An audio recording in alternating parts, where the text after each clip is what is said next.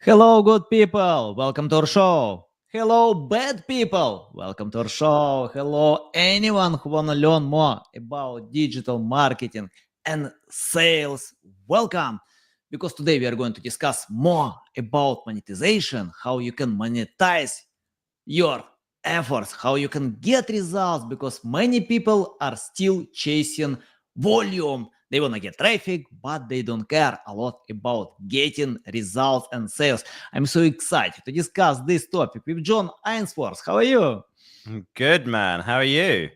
I'm doing great. Doing great. I remember we spoke the last time almost 2 years ago, and many things changed since this time. So I'm so excited to discuss more about that. Because probably we started when ChatGPT was launched, and today it's a new environment when everyone should consider AI to get great results. John, I know about your great experience with marketing, with getting results. So tell our audience, remind old listeners and new listeners about your experience, background, and anything that can help to learn more about you. Yeah, so my specialty is in helping people who've got an audience already and they've got a product already and they aren't that great at the bit in the middle. So there's kind of three parts to the three legs of the stool in my experience. So there's the building an audience, having a great product, but then there's a step in between. And so what I help people to do is convert their audience from SEO or YouTube or wherever it might be into an email list, and then how to sell to the email list and how to build great funnels, great sales pages, etc., in order to convert more of those email subscribers into sales. That's kind of the stuff that I do. I did a little calculation the other day. It's about $50 million for our clients over the last 8 years, something like that. If someone's kind of a perfect fit for working with us, then we can normally about kind of double their sales. And then the big thing, the other thing that I do, like you do, is I do a podcast as well, The Art of Selling Online Courses. So if anybody's interested, go check that one out as well. Of course, of course. I'll submit the link to your course. So anyone who want to learn more about selling online, please open this link in the description below. But John, let's talk about monetization. I mean, like, okay, if everyone has the audience, let's imagine different social media, Instagram, TikTok, LinkedIn, and how you find the right way to lead this audience in the sales funnel. Let's imagine loyal audience, love content, love everything they can get from special account, but how you can consider specific channel. I mean, like social media or website or anything like that. Yeah, so the first thing nearly always is to get those people onto your email list.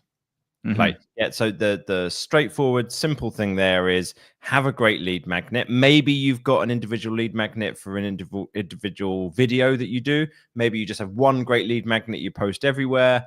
So it doesn't matter too much. Like you get better results with individual lead magnets per video.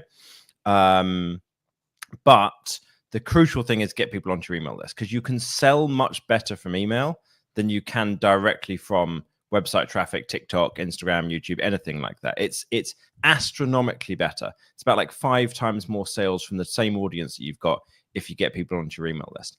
Now, after that is going to depend on what kind of thing you're selling. So if you are selling something low ticket, like I'm working mostly with people who are selling online courses for like cheap. So we're talking 100 up to like maybe $500, that kind of thing. So that's most of my clients. In which case you're going to be running email promotions to a sales page, to an order page with order bumps and upsells. That's the kind of the standard funnel at that price point. If you're selling something that's more like $1,000, $2,000, you're probably going to do it through a webinar funnel. If you're selling something that is more expensive than that, you're probably going to do it through a sales call. So it might be straight from email to sales call. It might be from email to webinar to sales call. So I helped someone the other day. She was selling a coaching program for $8,000. And she had an email list of like 6,000 people, but it's in a space where every person is worth quite a lot of money. So she's helping people to invest in property. So in within the States. And so she wanted to do it through sales calls. So I got her to set up a webinar, and she did 2 webinars, and she made $170,000 by doing email, to webinar to sales call. So that's kind of the thing that you use at that price point. So it kind of depends exactly after that as to, you tell me what element of it you want to talk about, and we can kind of go into more detail. Okay, I have one good element important for me because we launched our AI tools that can help content creators. By the way, you saw this tool in the beginning in the promo of this video.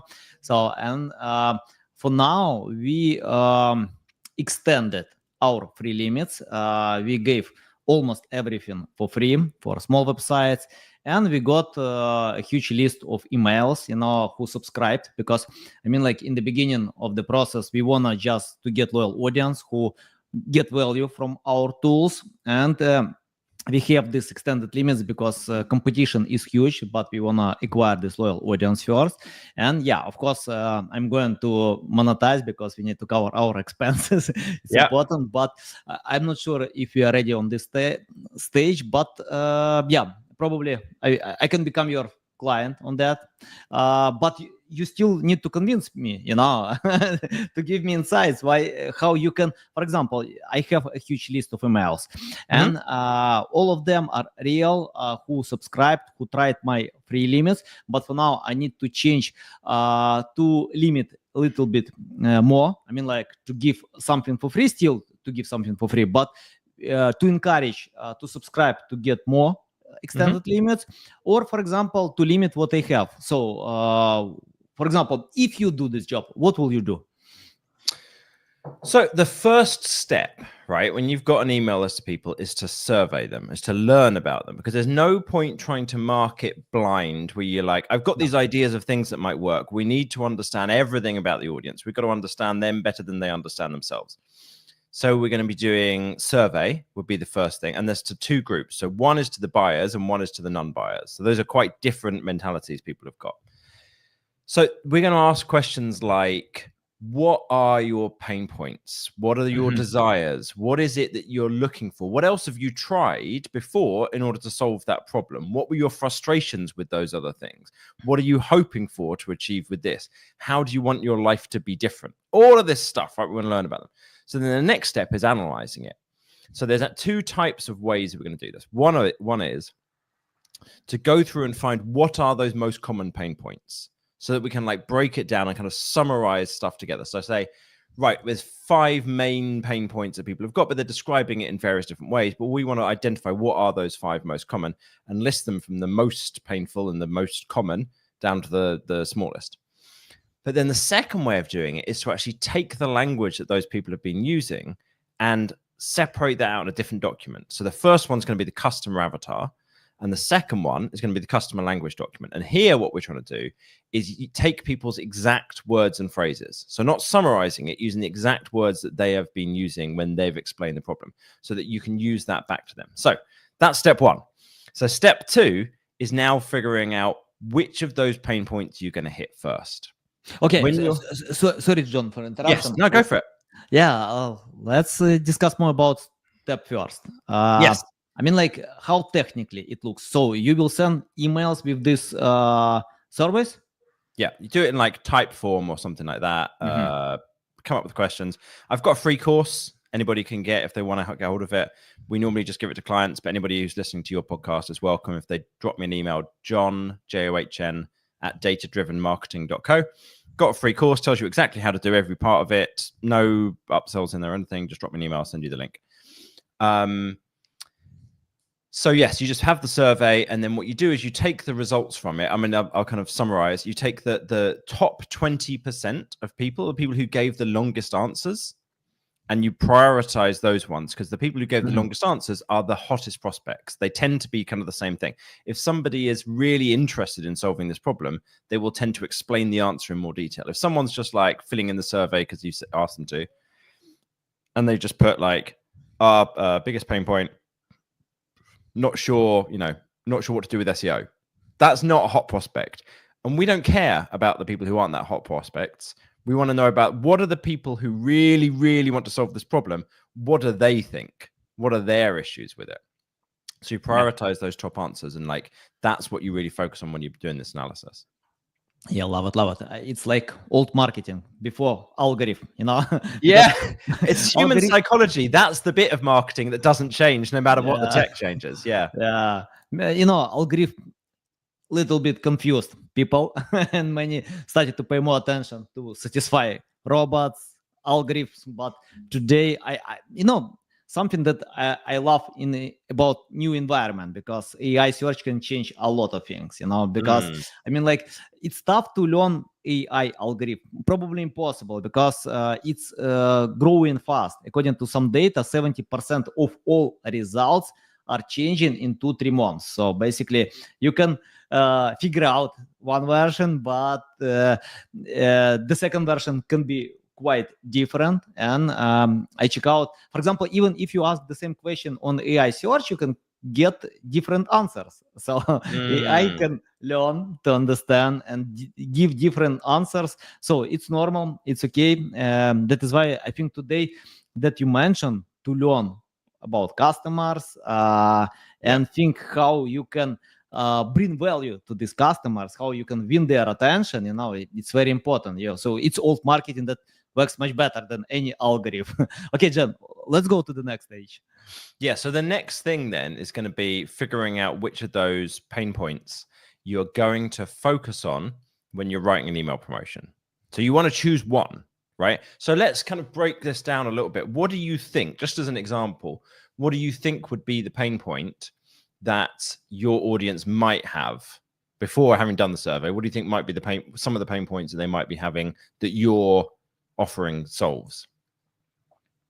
Pain points, probably automation. So for example, I think we created our tools for our needs. So Mhm. I didn't create this tool for others. I have a bunch of tools. I use all of them, and most tools like Ahrefs, SEMrush, Rankin, Serpstat, many others, Moz, Uber Suggest, they like data driven tools. Yep. But like you need to learn data to get a lot of insights, and then you need to think how you can convert these insights to your content, your sales pitch, anything like that.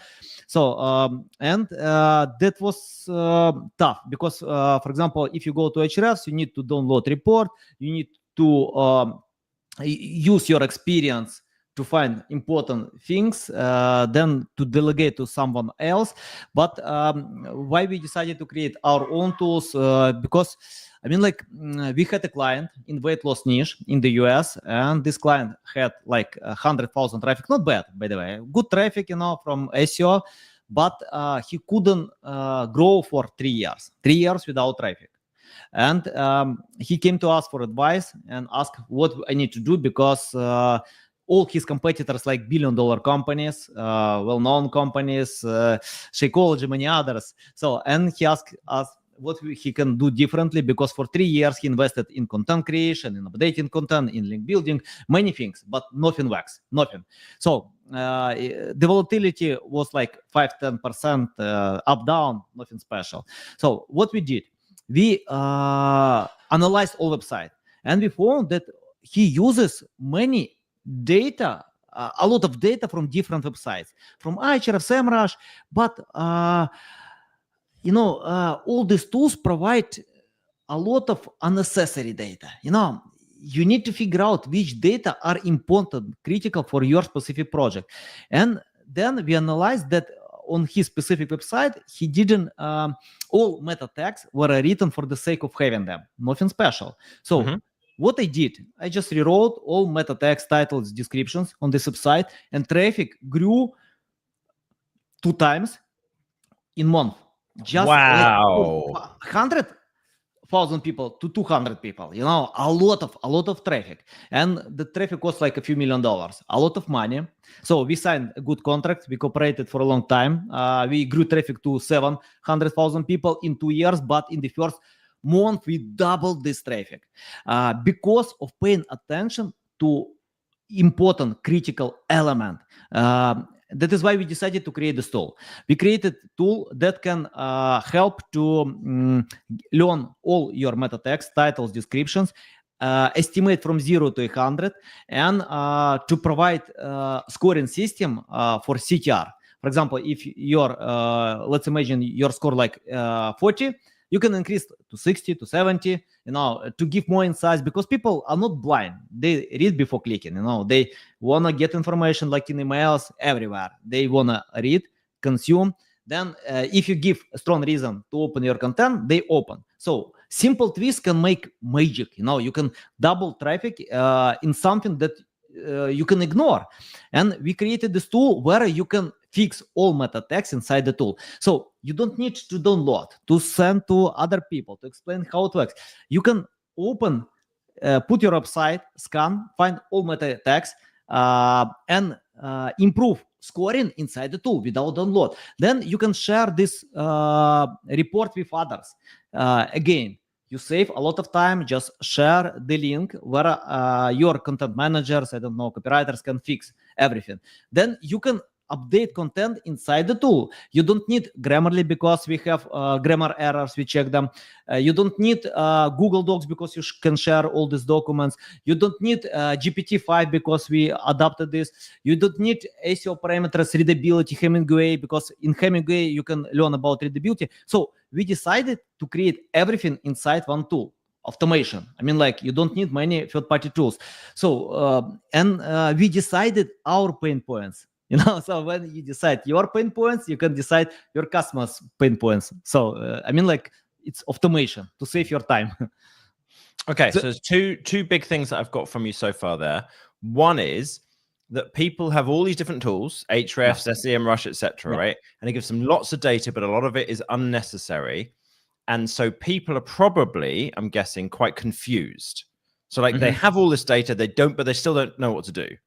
And your tool, it sounds like, solves that because you're giving them the insights. You're going straight to what you need to do is, for example, change all the meta tags. Is that right? Have I understood that bit right? Yeah, almost. But we pay attention to metrics that most tools ignore. So basically, I mean, like in Ahrefs, SEMrush, you can find information about meta tags like short, long, missing, duplicated, but they ignore quality of this meta tags. Why people need to click this meta tag? It's like, for example, just simple example, like weight loss tips, or best weight loss tips, how to lose weight for 10 days, for example.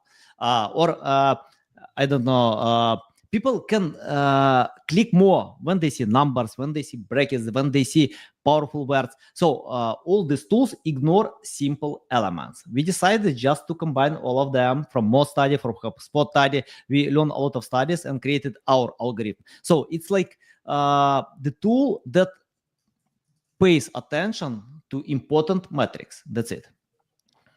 Got it. Okay. So what's the pain point that you're solving for there? That's the benefit, right? You've got this great tool. It's kind of almost actually a feature. You've got a tool that gives you data about the most important insights. Yeah. What problem does that solve for people? What's their current life like where there's an issue that your tool is going to solve? Yeah, saving time and money. When people use this tool, they don't use third-party tools. And second problem, they can delegate the task by one link. So it's like Google Docs. You can share Google document to send to someone to type on this tool. So by the way, I can show on the screen. For someone who is listening this podcast, you can open youandmiss.com and can see everything. Okay, let me share on my screen. So basically, I just put randomly any website, click analyze, and by the way, about sales funnel, for non-login users, they still get report. For example, we analyzed 20 pages on this website. It shows scoring for title, description, headline, content, keywords, speed, images, social. So you see which pages have short title, low score, meta tags, medium score, high score. And let's open any page. It doesn't matter. So here you can fix title inside the tool. For example, you can learn some tips how to do it better, and inside the tool, I just randomly type something. Let's imagine best offer 2025. So, and you can see that I improve CTR just doing inside the tool. So I don't use any third-party tools. If I want to delegate this task, for example, let's imagine I want to share with you. I just send you the link and ask, please fix all this meta text. If you want to improve content, you click content. It opens this content in our content editor where you can use GPT to generate content. You can write yourself. Again, you can share this URL with someone else or share by specific email. So I decided to share, for example, with you. And you can ask someone to work on this tool. You can analyze a lot of data, grammar, SEO, readability. So this article was fixed, 0 errors, but you can learn sentences, hard, easy, medium. For example, hard sentences, you click, you can find which sentences are hard to read, so you can fix them.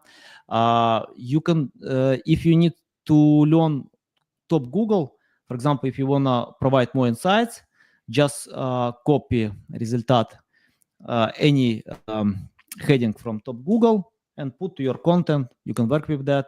The same with keywords. You can generate with AI. It analyzes top 10 results and provide some insights about AI headings, AI keywords, so you can copy them to put on content. If you want to use AI, for example, let's imagine you want to extend something. So you just choose specific feature, click extend. So in one tool, you don't need Grammarly, you don't need Hemingway, you don't need many other tools. You have everything inside one tool. You can learn all this data, and it saves all this information inside our tool. So very simple to use. And we created this automation in order to save time. We want to save our time to use third-party tools to delegate tasks with others, because you can share everything inside this tool. Very simple to use. Got it. Okay. So what we've kind of got from is we've gone from the features down to the benefits there. But what I'm still trying to dig into is the pain point they've currently got, because that's what we need to start with in our email campaign. So I'm going to make some guesses, but you tell me if I'm on the right line. I'm going to make these guesses based on the benefits you said. So the pain point might be they're spending ages in tools. They've got lots of tools and it's kind of confusing. And it's taking them they don't know which ones to look at. And maybe kind of based on some of these other benefits you've mentioned, then it's difficult to then make changes and get others to make changes, because like you mentioned, this is easy to delegate. So I'm assuming that other tools it's difficult to delegate. Other tools don't have these features. They don't have that at all. Okay, so they have to do the delegating more manually. Like they have to go to their email and write it and then send off what to do. Okay, cool. So am I on the right lines there with the pain points that I mentioned, in terms of like they're spending lots of time in different tools? It's very confusing. They don't know what bits of data to look at, and then they don't know what to change. And then if they want to get somebody else to do it, they have to like then take that out and email it off to somebody instead of it being kind of built in. Yeah. Okay, cool. Great. That's our starting point, right? So when we're writing these emails, right, before we're not going to mention your product to start with. We're not going to mention the features. We're not going to mention the benefits. We're not going to mention how it works, nothing like that.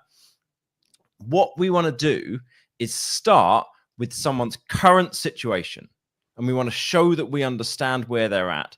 And then we want to start to bring that to life and make them really think about how annoying their current situation is, because they've accepted it. They're like, it's just kind of how it is to an extent, right? So we want to bring it to life. We want to agitate that pain.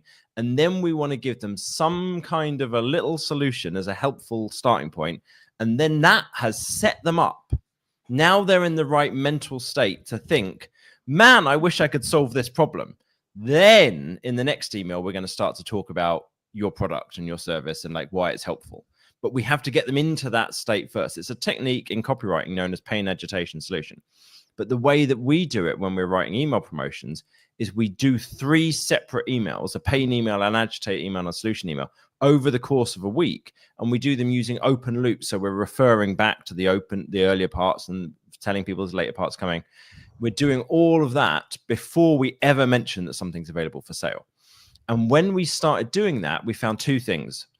One was that it increased the number of sales dramatically when we did start to do the promotion. And the second one was it increased the how much people liked to receive our promotional emails, because we now call them nurture promos, because we're nurturing the email list by providing all of this useful content before we ever start to get into this is what we're actually going to sell you. Does that make sense? Yeah, of course. I can ask some basic questions, but I know my audience can ask these questions about simple things like the length of this email, because I know short emails can work better, but it's tough to convince someone with short emails to buy anything. Yeah. And I know some salespeople can write long emails and they're successful with that. They crafted the skills. So can you tell about this length of email? Yeah, these emails are typically about 200 to 300 words, something in that kind of length. We're going to be telling stories in here a lot. We're going to be talking about people's lives. We're going to be bringing up stuff like people who you've helped already, or your existing problem that you've gone through. We're going to be telling that story. So we're not trying to pitch anything. We're not linking to the product or anything like that, but we are trying to bring it to life. We're trying to make people feel like, oh yeah, that's me. That's what my life is like. I hate it when that thing happens. And so we want to do that typically through stories, and about 200 to 300 words each for each of these 3 emails. Okay, for me it's tough to write a story in 200-300 words. You want a bit more space to kind of work with. Yeah, I usually, I like to write a lot. If I start writing, I need to, I can't stop. Can you tell how to edit? I mean, like how to cut some less necessary information and leave only important, for audience. Yeah. So I'll tell you how we do it, right? So here's what we did. Is we worked with a copywriter for a number of years who wrote all the emails, and she would write them using her insights and her ways of thinking, everything she kind of learned subconsciously over the years. So I'm a very data-driven person, right? My company is called Data-Driven Marketing. So I want everything to be like organized and systematic and what have you. So what we then did is we went through all the emails that she'd ever written for every campaign, and we found the ones that had converted the best. And then we went through all of those and we extracted like a framework from them. So for a pain email, there is an exact framework of like, your first paragraph has this, second paragraph has this, third paragraph has this. So then I created a system where we use AI in order to write the emails using the stuff that I mentioned earlier, the customer avatar, the customer language document, all the insights about the pain points, etc., that we've got. So then what we've got is a very tight outline for you to use. So it's not kind of going off and being creative. This is almost more like it's a very precise, exact way of writing it. So you kind of don't have space to go off and write tons and tons and tons of stuff. So that's how we do it. That might not be like, if anybody wants to get hold of like an example of some of those templates, I think I've got some on my website, datadrivenmarketing.co/resources. But if there isn't anything there, if you're like, you can't find exactly what I've just described, then email me and I'll send you something over. But like, that's my framework for doing this, is to like keep it so tight that the creativity is only like, what are you going to put in these 2 lines? And it limits your space for writing too much. Yeah, nice. And you mentioned that you have a copywriter that you cooperate for a long time. We don't anymore. Now we're doing it with AI mostly. We have then trained people internally in how to then take so AI will get you to about 70-80%. And then we've trained people internally in like, how do you take that to being a like an 80, 90, 100% email? But they're not full-time copywriters. They're account managers. So it's like they understand the account, they understand the audience, but the AI does like the first big chunk of the work for them. Can you share some prompts that you use to write these emails before audience? Yeah, absolutely. So the crucial thing with this is that the prompt isn't a terribly complicated prompt. There are some clever bits, and I'll explain and share kind of some of those. But the bit that's really, really crucial is you need the right inputs. And I can't overemphasize this because I've been telling a lot of like very advanced business owners this recently. Like I went to a conference in Barcelona 2 weeks ago, and I was explaining this to everybody, and I could see that people were like kind of not totally grasping the importance of what I was saying. But then I know one of them afterwards went and tried it and was like, holy shit, this is so good. This is like, oh, right, this works so well. Okay, so I'm going to try and get across just how big of a deal this is. What I mentioned at the beginning was you have to do that survey. Then you get a customer avatar. You get a customer language document. The other things, those are the inputs that you're going to use. You're going to give those to the AI. And they're very, very important. You can't miss that step. Without it, this doesn't work very well. So the next thing you're going to do is you're going to give it your sales page. So it's got all the information about your product as well. Then you're going to choose one of those pain points that we talked about from the customer avatar, and that's the theme of your entire email sequence. So we're limiting the scope down so the AI knows exactly what it is it's supposed to be writing about. Then we're going to give it an example email sequence that has worked well for another similar-ish product. Now, how are you going to do that? Maybe you've written an email campaign for yourself before that's worked well, but for a different product or for a different pain point that you've been hitting, and you can start from that. Or you could go sign up to some of your competitors' email lists and find ones that you think would have done well. Now, I have the advantage because we write campaigns for 50 different people a year or something like this. We have all the data, right? So I can say, the one that's done best in this kind of niche was this, and we're going to use that to write this campaign. Now, not everyone has that, and I understand that's not, makes it harder for other people, but that's the starting point. You need to have an example email sequence. Then the prompt is relatively straightforward. You say, read this customer avatar, summarize it back to me. Read this customer language document, and when you are writing, you're going to write in exactly these words. Use Claude is the tool we use that we found to work best for this. You can put this stuff in the individual chat, or you can put it in a project and project knowledge, either way. Then you say, now read through, now we're going to use this pain point, this one pain point. That's going to be what we're focusing the whole email sequence on.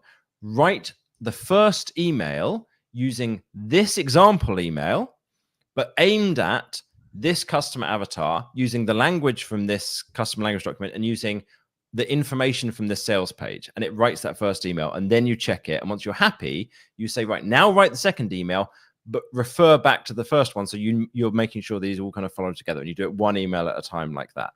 And that's the process. So now, what's the clever bit? So that's, first of all, it's clever because you've given it all the right inputs. But in terms of prompting, the clever bit is, once you've done it, you say to it, rate what you've written against the following.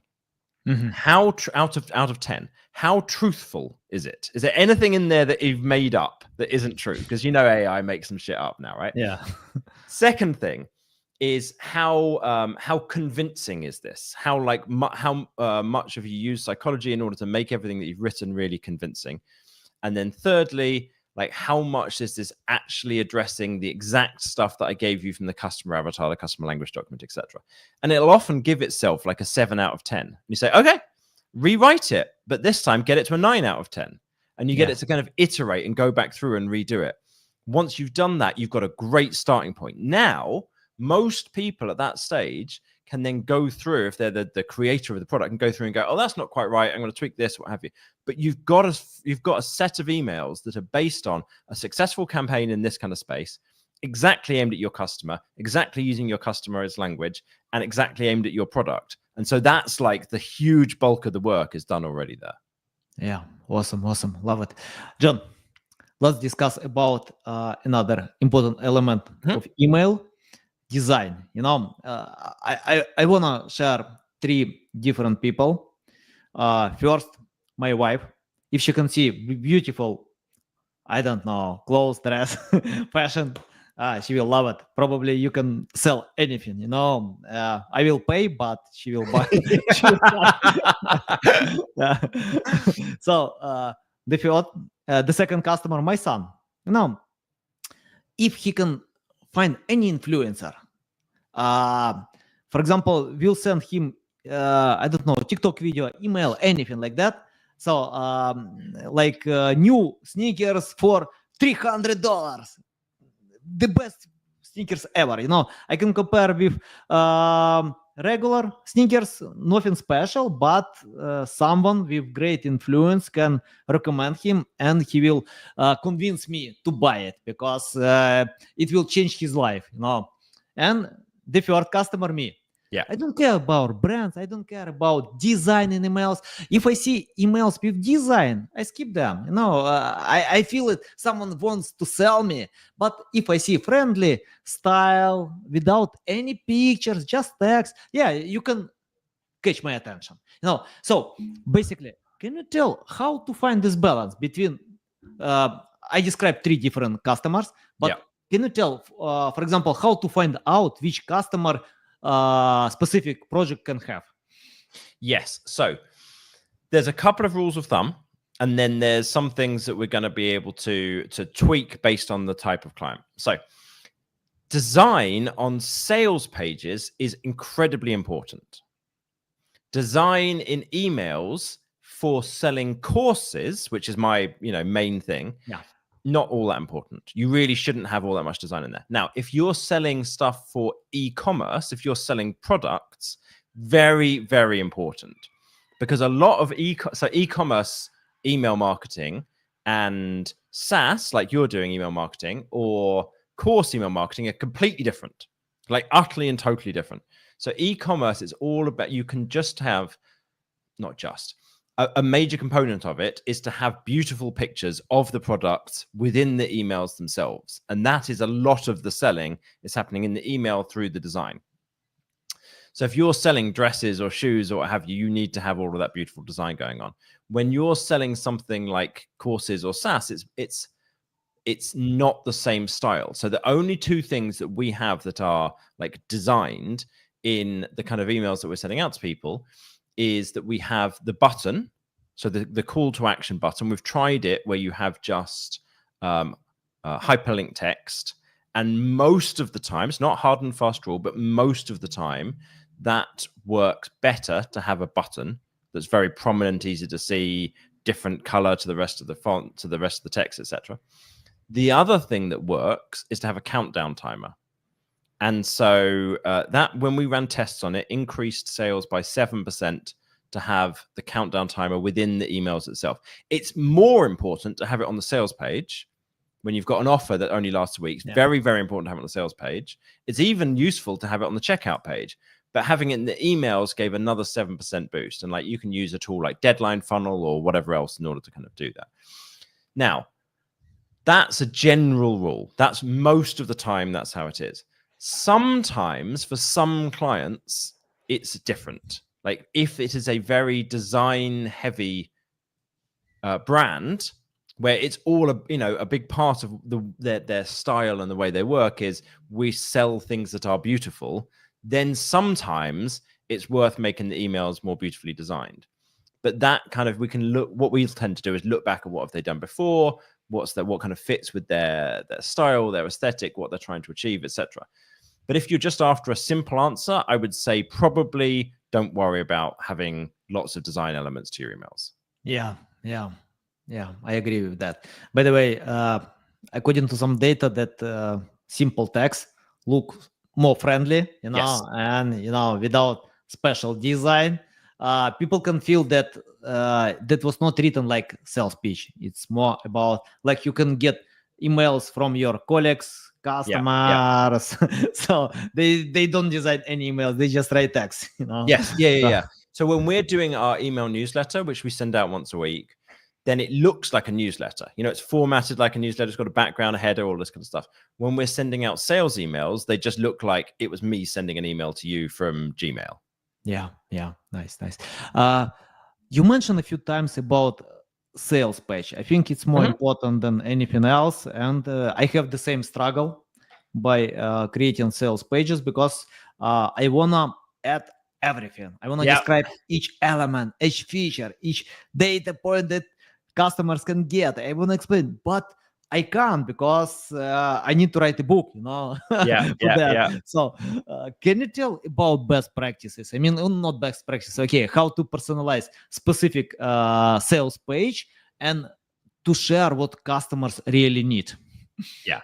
So there's a few elements to sales pages, and the most important one of them is the copy, and then the next is the design, and the design matters in a few different ways.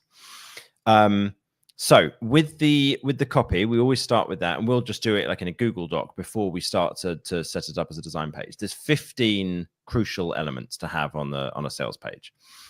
I'll try and list out as many as I can remember off the top of my head. If anybody wants them, they're on that link that I mentioned before, datadrivenmarketing.co/resources. There's like a download with all 15 elements. So if I don't get them all, apologies, and they will be in there. So you want to have a really, really compelling headline at the beginning of the page. At the very, very top of the page, though, before you even get to the headline, you have something called eyebrow headline. And this is a call out to your ideal customer, so that the ideal people know they're in the right place, and the people who aren't the ideal fit know, oh, this isn't for me. And so that could be, you know, for busy business owners who are struggling with too many SEO tools or whatever it is, right, for you. Then you have the headline, and the headline, what you're looking to do is mention like a key benefit that people can get from using your product. So you grab their attention. The headline is read more than anything else on the entire page. And if people read the headline and they think, it's not really speaking to me, they often will just leave and not read anything else. Then you have a subheading, which is going into that benefit in more detail. Then still above the fold, you'll tend to have these kind of top and the front and center. Then on the left-hand side, you'll start to have a few of the things that people can get, the benefits people are going to get. And on the right-hand side, you have a sales video. And the video kind of summarizes all the points from on the page. And then you have a call to action button, because some people are ready to take action straight away. So you want to have a call to action button straight away. So that's above the fold, so above before someone's even started scrolling, especially on the desktop. So the next section is then pain agitation solution. We mentioned these in the emails. It's the same basic thing. We're going to put that section in here in the sales page. So then we're going to have the benefits, and then we're going to get into the features. Now, one of the problems that a lot of people have when they're thinking about sales pages, and it's kind of, you reference this a little bit, is worrying about them being just massively too long. And one of the things with sales pages is nobody reads the entire sales page. Almost nobody would read the entire sales page. Maybe a few, but very, very few. What people all have is there's all these different possible customers, and they've all got different information that they need to know. They've all got different ways that they would be convinced. Some people want to see the features. Some people want to see the benefits. Some people want to see, what did everybody else think about this? Want to see the testimonials, the social proof. Some people need to see, well, do you understand my current situation? Which is why we have pain agitation solution, et cetera, right? And so we need to make sure that it's very easy for people to scroll through, find the bit that they're after, and then be able to read through that very, very easily. This is part of where design comes in. We want to make sure the heading for each of those sections is super clear and is much bigger than the text around it. And what this means is, if you want to go into a bit more detail about each of the features, then you can, partly as long as you make it like clear what the next section is. So if someone wants to scroll past it, they can get to the next bit. But again, kind of going back to what I'd said earlier, that one of the easiest ways to do this is find a really, really good sales page and then kind of copy it. Not copy what they've said, but copy what that section is about. So like, oh, they had a really compelling headline. I need a compelling headline. They've got a features section. It was about this long. Right, let me do one that's about that long as well. Now, I think most software sales pages are pretty mediocre. So you're going to have to kind of search around to try and find one that is actually really good. Or if you can, maybe you talk to some people you know who are also selling software and find who's got the page that's converting the best. And then that's kind of one that you use as like your template for this. And I think what that might do for you, to kind of answer your question more directly, is give you like a length of like, okay, they managed to do it in this many words. I've got to try and about match that many words when I'm writing my one. When you're writing, so specifically some details about the bit you mentioned, the features section. When you're writing the feature section, it's very, very important with every feature to then also mention the benefit that goes with it within the feature section. So say, wait a minute, let me go back to my notes I made from what you said earlier. We have elements within the tool that make it easy to delegate. So you're going to be able to pass these what it is that needs doing to other people quickly, and you're not going to spend too much of your time in here. It's like, so tying the thing that you've got, the feature you've got, back into a benefit again. Does that help at all? Does that manage to answer your question? Yeah, of course. I think it's a big topic. I mean, like you can't reply. Yeah. We can discuss about a few days. I've done many podcast episodes just about sales pages. So yeah, I'm trying my best to kind of summarize it down, Yeah, by the way, when you started to teach us about that, I decided to check out your website with my tool, And no, my SEO is not so good, Anatoly. Don't don't judge me. I just want to check out your headlines, Yes. And I even found this page, headline sales funnel landing page. By the way, guys, you can find the link in the description below. I think it's important to learn about that. And my tool can score like 85. It's a high score for this headline. Okay. So decent headline. Okay. Yeah. By the way, you can check out many others. You have a great blog post. So because we pay this attention to headlines. I mean, like title description can help with CTR. To get more clicks. But as you mentioned, people when open first thing that they can see headline. If you can't convince them with your headline, people will bounce fast. And according to data, people bounce like 70-80%, for a few seconds. You remind me a great book from Joe Sugarman. And he wrote like a book, and he mentioned headline and intro, very important, because he made an example with train. When train started to drive, it can stop fast. But if train has speed, it's tough to stop. The same with people. They open, they can leave it. According to data, fast, very fast. But if you can win attention in the beginning with your headline, if your intro is right, you can retain them until then. So more people spend time longer in your sales page, it's higher chance they will buy your product. It's very important. So I decided just to analyze what you have and share with others. I see our headlines are scoring quite well, and a lot of the rest of the stuff we've got there is scoring very badly. Some of our like keywords and speed and what have you. So SEO isn't like a central thing for our marketing, but of course, I understand. It's tough to win everywhere. I love focusing. When you focus everywhere, you can't be successful. It's like in marketing, if you want to sell to anyone, you can't sell to you can sell to or you can sell no one. The same. Okay, John, I have the question about AI. One more question, because it's a hot topic. My audience will likes to learn about that. And you mentioned that you use AI to craft 70% of your emails. What about sales pages? Which percentage of AI? Yes, same thing. About to get it to about a 7 out of 10 is with AI as well. So again, same concept: customer avatar, customer language document. All the info. This time we haven't got a sales page to refer to, so we're going to give it.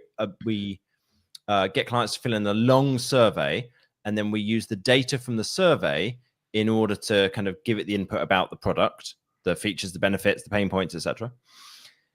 And then we also have an example sales page as the fourth thing. So we have an example from something else that's kind of similar, and we say write a sales page that's like this, but using about this product instead, and for this customer avatar, and using this customer language, and that gets them started with it as well. Okay, I got it. It's important, what I found. It's important to keep writing manually to craft skills. When you have writing background, then you can ask the right questions on ChatGPT or any other tool. You mentioned Claude, and you can edit results without having writing skills. Will be tough. AI, it's not golden button. It's not silver bullet to solve everything. You need to have the skills. Yeah. And John, my final question about your vision of future. Forecast the future, what can be, because today, according to what we have now, I mean, like, big companies are growing revenue, but they fire people, like Microsoft fired 9,000 people. And I know Microsoft only hire the best. So even the best people can lose jobs because of AI. IBM fired 8,000 people. And we analyzed all big tech companies, 65,000 people lost jobs because of AI. 65,000. And smart people, because Google, Microsoft, Amazon, they hire the best people. But I have a lot of students, interns, who want to jump on this field, and it's tough for them today, because I mean, like, when big companies hire interns to help them to solve some boring tasks, to teach them a little bit, today AI can do this job. So your advice for newcomers, let's imagine you started today without any skills, knowledge, it's your first day, what will you do to learn more about that, and how to adapt to the possible future? Yeah, so the approach that I'm taking, I'm getting all of my team to take as well, is let's try any time that we think we might be able to do something with AI, let's do it with AI. Even if we think it might actually take longer than doing it without it, because we're not good enough yet at writing some of the prompts. So what that means is two things. One, we get to create a system for it. So if we're doing this thing again, we've now got a system that we can use AI to run, and that's great. But secondly, we got better at using AI. And what I say to people in my team all the time is, if you get rid of your own job by figuring out how to use AI to do it, then I will give you a pay rise. Because it's like, even if I don't even know what you're going to do now, because you replaced your whole job with ChatGPT and all these automations, then it's like, great, you are exactly the kind of person I want to have in the team. But if you're just sitting there going, oh, I'm waiting and we'll see, maybe I'll get away, and I don't want to touch this AI thing because it's going to replace me, and then why would John hire me anymore? Then it's like, what? That's no. That's going to cause so much trouble. So I'm trying to do it to myself at the moment, right? So one of the things that we started doing is we do this like outreach to people, to invite people on my podcast, and we used to do it manually, and now we've set it up and we're doing it with AI, and that took out a bunch of the stuff that I was doing during the week. But it's like, oh, okay, great. Well, now let me figure something else out. So I spent like hours today trying to figure out how can I find people who I would like to have as guests by going through other people's podcast audiences and seeing who did that podcast have on as guests, which of those would be a good fit to come on my podcast. And I spent hours on it this morning, and I didn't really get anywhere. And it's like, I'll give it another go next week. I'll just keep working at this until I figured it out. And it's like, I could do it by just telling my assistant to go work on it. But I'm like, no, the goal is to figure out how to do it with AI, because that way I'm going to kind of increase my skills. And my team, the same thing. I think anybody else, because we can see that I don't know how far this will go, right? How much better these tools will get. Are they going to plateau and level out? Are they going to keep going up? I don't know. But it's definitely a big deal. So that's kind of my approach, is just like figure out how you could do everything you possibly can with AI, with automation software, with all of this kind of thing. And then you know that you will be ahead of the curve, and you'll be the one who's getting hired, not the one who's getting fired. Yeah, love it. Yeah, great advice. I think, when I was young, to get any information, I needed to go to library. Yes.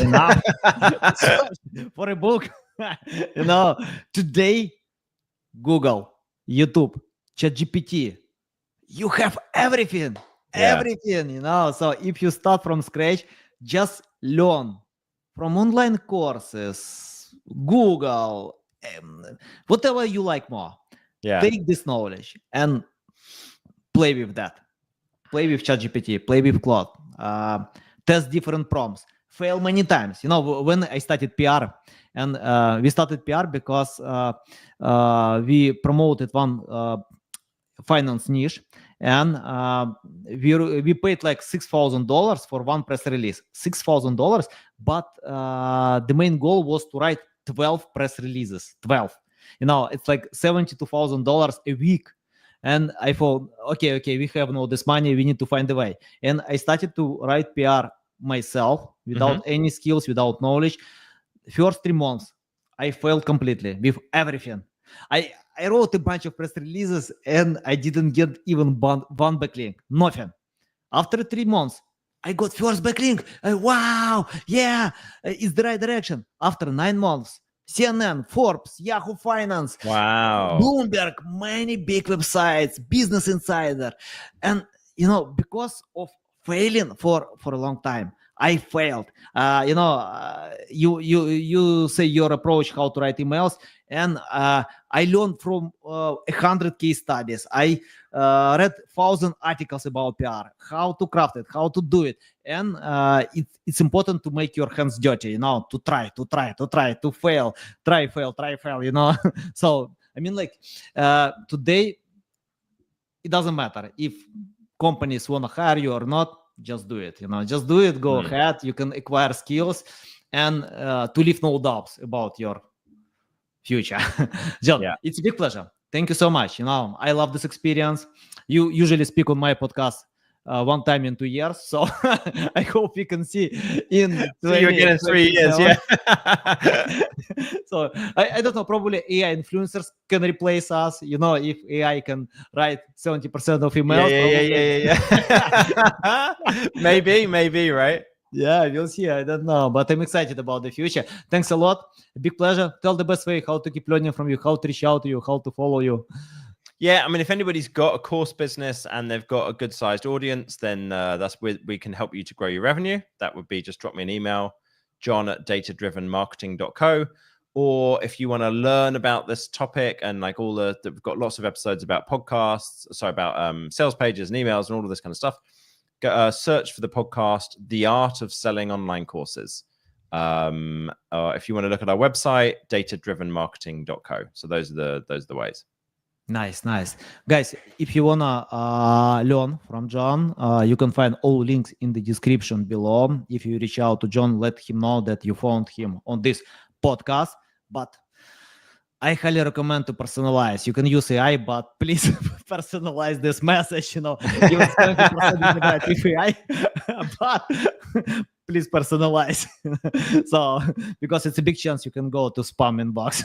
Yeah, John, thanks a lot. A big pleasure. I love this experience. So valuable, guys. Thanks a lot for listening and watching us. Thanks, Anatoly.